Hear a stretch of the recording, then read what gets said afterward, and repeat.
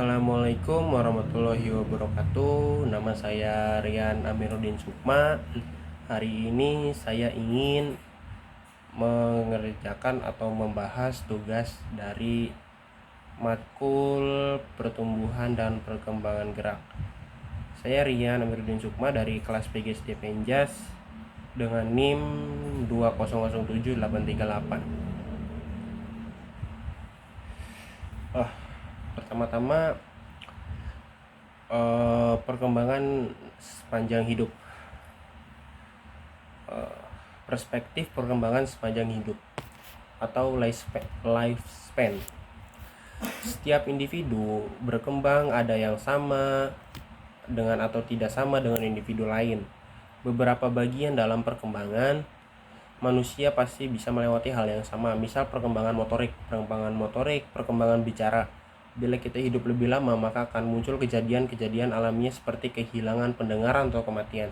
Definisi perkembangan: pola pergerakan atau pertumbuhan mulai dari tahap konsepsi sampai kematian. Pandangan tradisional menekan perubahan besar dari kelahiran remaja, perubahan sedikit pada masa dewasa, dan penurunan pada masa tua. Lifespan menekankan perubahan perkembangan dari masa kanak-kanak sampai dewasa. Perkembangan berdasarkan pandangan lifespan. Yang pertama, memiliki sifat lifelong. Kedua, multidimensi. Ketiga, multidireksional. Keempat, plastis. Kelima, multidisiplin. Keenam, kontekstual. Penjelasan: melibatkan pertumbuhan dan penurunan, jadi sifatnya kontinu. Masa dewasa muda bukan merupakan titik akhir dari perkembangan. Tiada periode waktu yang mendominasi. Terdiri atas beragam dimensi atau biologis, motorik, kognitif, dan sosio-emosional. Dalam tiap dimensi pun terdapat beragam dimensi lainnya. Beberapa dimensi atau komponen perkembangan ada juga yang meluas menuju kematangan, namun ada juga yang menurun. Perkembangan sifatnya plastisi itu kemampuan untuk berubah. Perkembangan dipengaruhi dengan konteks. Setiap perkembangan terjadi berkat interaksi atau situasi. Setiap situasi dipengaruhi oleh faktor sejarah, ekonomi, sosial, dan budaya. Perkembangan dipengaruhi oleh konteks. Konteks terkadang berubah. Perubahan ini dipengaruhi oleh 3 faktor, yaitu usia normatif sesuai dengan usia sebaya. Misal, di seluruh dunia masuk SD itu umur 6 tahun. Menopause dengan pubertas. Tinjauan sejarah secara normatif sudah biasa terjadi pada individu pada generasi tertentu karena historical circumstance. Kejadian dalam kehidupan di luar norma. Kejadian tidak bisa memiliki efek besar pada kehidupan individu. Perkembangan merupakan produk dari proses biologis, kognitif, dan sosial emosional. Biologis merupakan pada fisik individu. Kognitif perubahan pada kemampuan berpikir, intelijensi, dan bahasa. Sosio-emosional perubahan pada hubungannya dengan orang lain, perubahan emosi, dan perubahan kepribadian. Periode perkembangan kerangka waktu yang selalu ada pada setiap kehidupan individu yang memiliki ciri khasnya tertentu. Periode pranatal, konsepsi sampai kelahiran. Yang kedua, pada masa bayi lahir 8 atau 24 bulan. 18 sampai 24 bulan.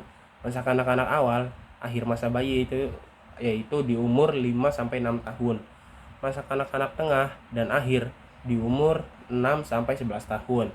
Masa-masa remaja di umur 10 sampai 12 atau 18 sampai 22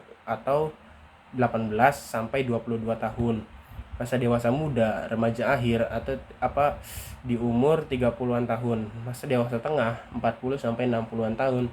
Masa dewasa akhir di umur 60 sampai 70-an sampai kematian. Periode perkembangan pranatal. Perkembangan pranatal dibagi menjadi 3, germinal, embrionik, dan fetal. 2. Masa bayi kelahiran sampai usia 18 bulan. Tahap-tahap perkembangan kognitif. Tahap sensorimotorik lahir 2 tahun. Bayi belajar melalui aksi konkret, melihat, menyentuh, memasukkan benda ke mulut, menghisap, pencapaian. Tahap praoperasional 2-7 tahun. Penggunaan bahasa dan simbol meningkat. Namun anak belum punya kemampuan kognitif untuk memahami konsep-konsep abstrak, konsep konservasi dan operasi mental. Tahap operasional formal 12 tahun sampai dewasa. Remaja sudah dapat berpikir abstrak, ide, dan dapat dikelompokkan dan dibandingkan seperti benda. Mereka dapat memahami hal yang tidak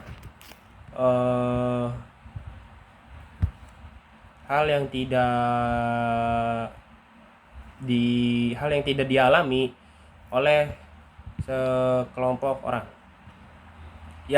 Seperti itulah penjelasan saya mengenai pertumbuhan dan perkembangan menurut lifespan.